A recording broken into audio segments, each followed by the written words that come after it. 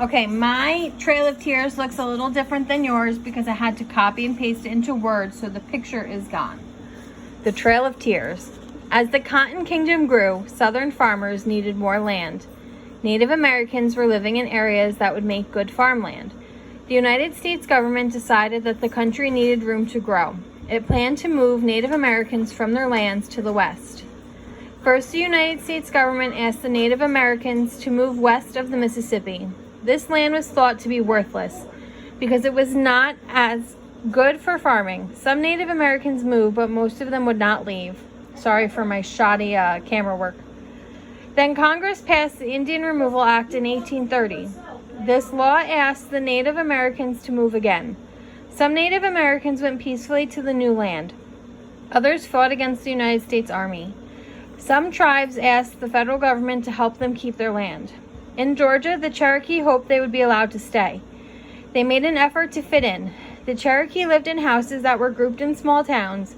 Many took up farming, and a few of them owned plantations. Some Cherokees even bought slaves to work on their plantations.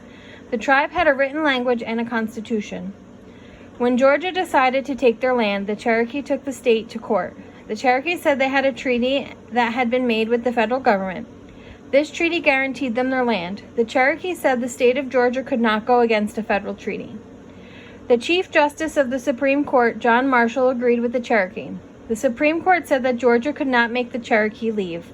However, the president did not protect the Cherokee rights. President Andrew Jackson decided to make the Cherokee leave anyway. In 1838, the United States Army forced the Cherokee to leave Georgia.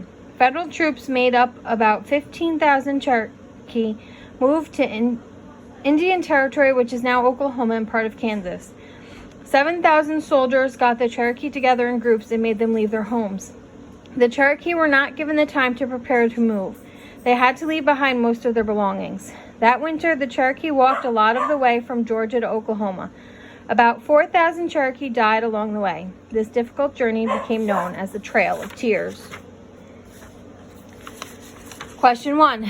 The United States government decided to move the Native Americans from their land to the A, North, B, South, C, East, or D, West.